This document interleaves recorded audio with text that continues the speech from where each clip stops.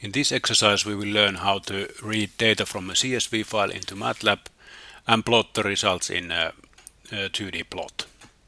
The data that we are studying in this case can be downloaded from the assignment website, and you have probably downloaded it already, and there is a zip file inside of which there is a CSV file, and the CSV file is the content of this assignment.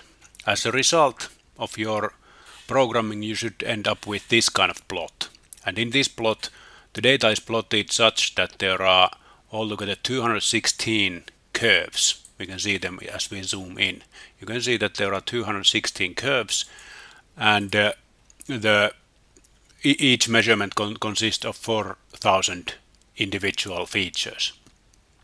And these features are the blood spectrum measurements of patients that have ovarian cancer and about equal amount of healthy controls who are healthy and stored as a reference for this purpose. Now, the data as such consists of 216 patients. From each one of the patients there are 4,000 measurements, so we should end up with 216 times 4,000 matrix to be extracted from the CSV file. As we saw already in the lectures and in the slide set of the second lecture, the appropriate command for this purpose is the textscan command.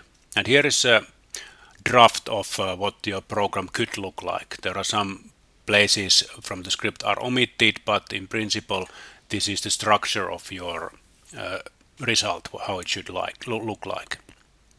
First I clear the workspace and close all of the windows that might be open. Then the next thing is to prepare the format string for textscan. In principle, textscan is used easily.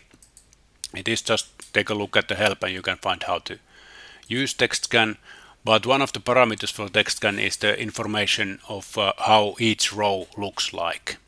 And in this case, if you open the CSV file, you will find out that each row consists of 4001 entries, which are separated from each other by a semicolon.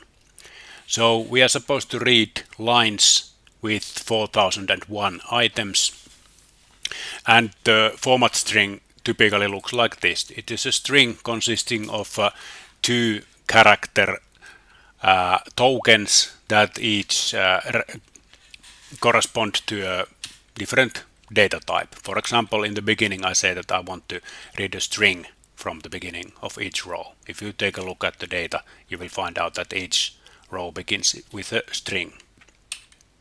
Then on each row there are 4,000 numbers, and in principle I could specify that there are floating point numbers altogether 4,000 times. But of course it doesn't make sense to enter 4,000 %f symbols, and probably they would not be correct even.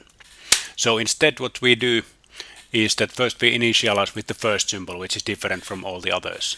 And after that, in a for loop, we just generate 4,000 units of %f.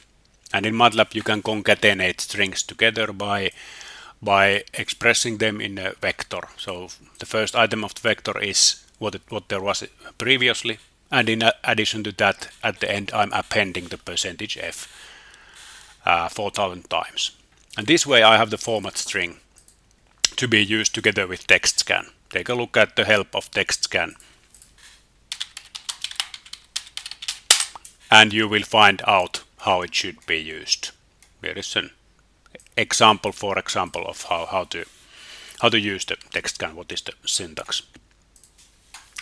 Then load the data using textscan. You can see from the slides how to use it, and also take a look at the help that we saw a moment ago. First thing is to open a file, then use the textscan command, and then close the file descriptor, and then push everything together like in here is done, similarly to the slides of the previous lecture. Then you plot the data. Please make note that there is a transpose in here, so that if you just plot the data as such, then you will end up with 4,000 curves with 216 points each, but we want to plot 216 curves with 4000 points each. And finally, we add some annotations to the plot. So please add the title, X label, Y label, and grid using the appropriate commands that you can find from the slide set from the first lecture. And as the end result, you should end up with this kind of a plot. Once you are finished, note the deadline, and before the deadline, submit it to the email address according to the instructions given together at this exercise. Thank you.